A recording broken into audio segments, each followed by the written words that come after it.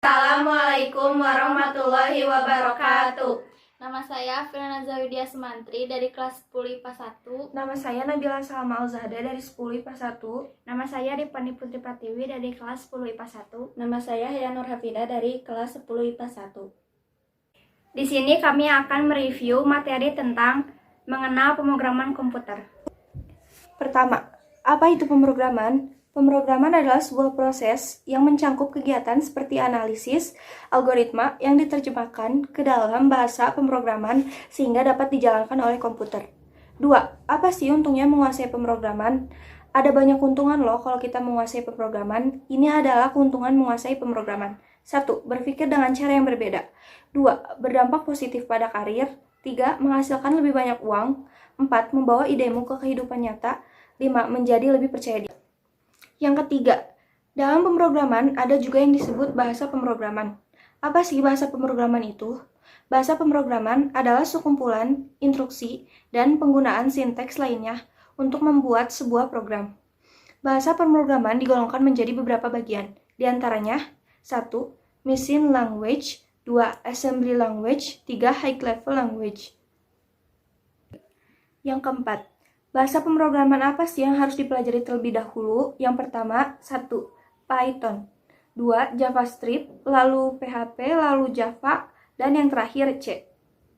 Yang kelima, dalam pemrograman ada juga yang disebut programmer. Programmer adalah orang yang membuat software komputer. Ada beberapa jenis programmer, yaitu web programmer, mobile programmer, desktop programmer, hardware programmer, dan game programmer. Yang keenam, ada beragam peluang menjadi programmer, yaitu 1. Kesempatan bekerja di hampir semua industri. 2. Freelancer. 3. Membuat produk aplikasi. Dan yang terakhir, menjadi penulis. Selanjutnya, siapa saja sih yang bisa menjadi programmer? Jika kalian bertanya, siapa saja yang bisa menjadi programmer? Jawabannya, siapapun dapat menjadi programmer. Modal dasarnya hanyalah pengetahuan dasar tentang komputer, minimal mampu mengoperasikan komputer. Sisanya adalah dengan proses belajar yang baik dan benar. Lalu, perangkat apa aja sih yang dibutuhkan untuk belajar pemrograman? Secara umum, kita tidak memerlukan perangkat yang canggih untuk memulai dan menulis sebuah program.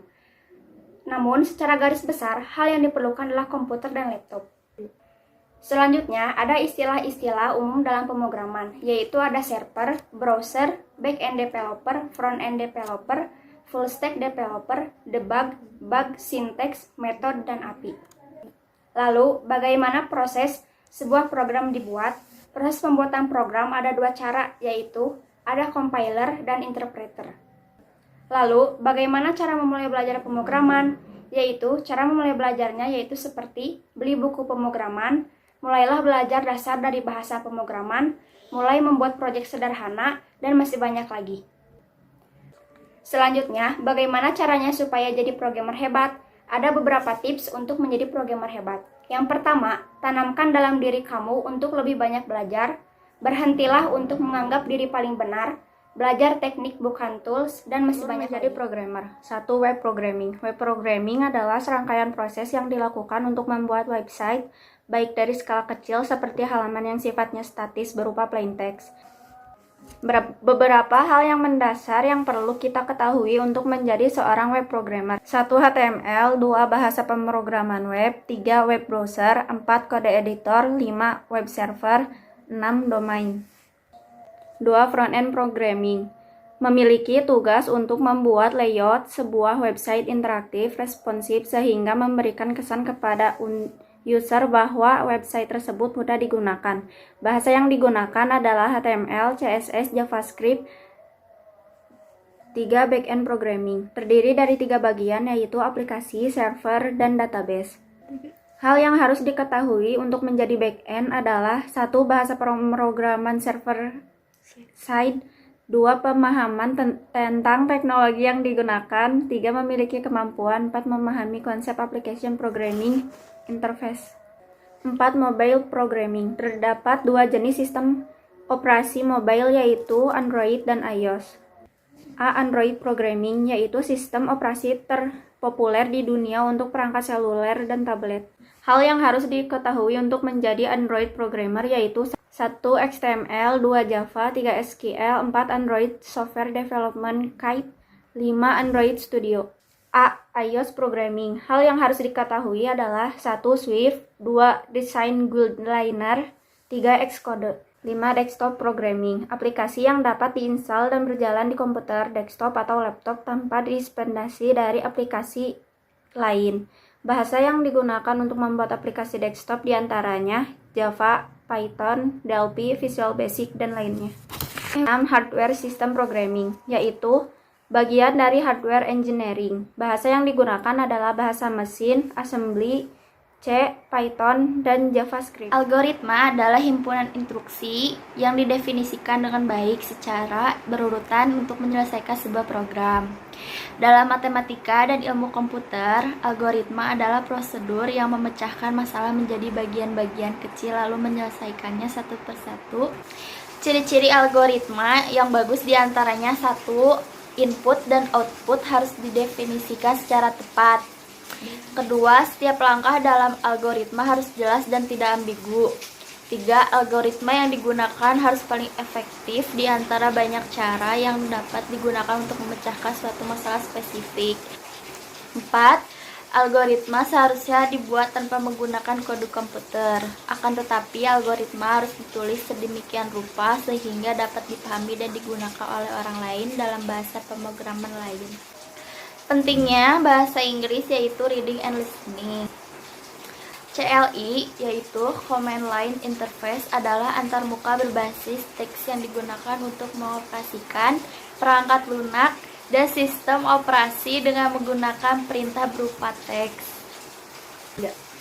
Version Control System atau disingkat VCS adalah kategori perangkat lunak yang dapat membantu kamu atau tim kamu untuk mengelola setiap perubahan yang dilakukan dari waktu ke waktu.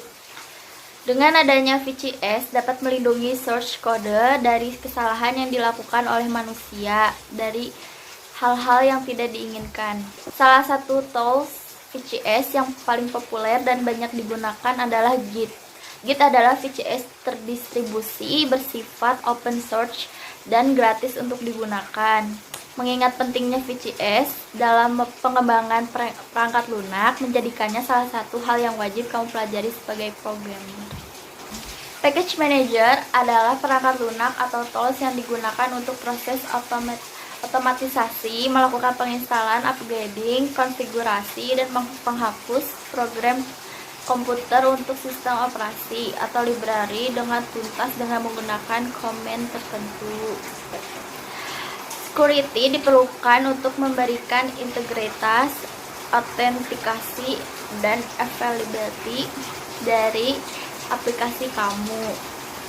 Security dalam dunia teknologi adalah ide yang diterapkan untuk melindungi software dari serangan berbahaya dan resiko lainnya sehingga software tetap berfungsi sebagai mestinya.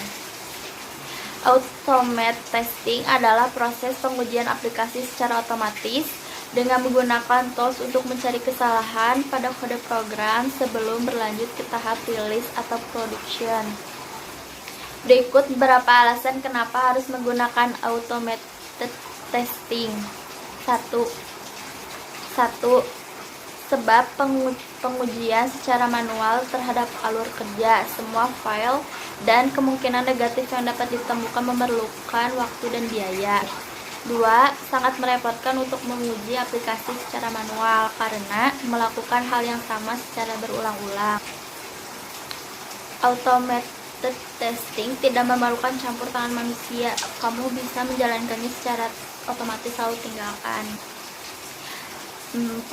Automated testing meningkatkan kecepatan proses testing. Sekian review dari kami. Mohon maaf apabila ada kesalahan dan kekurangan.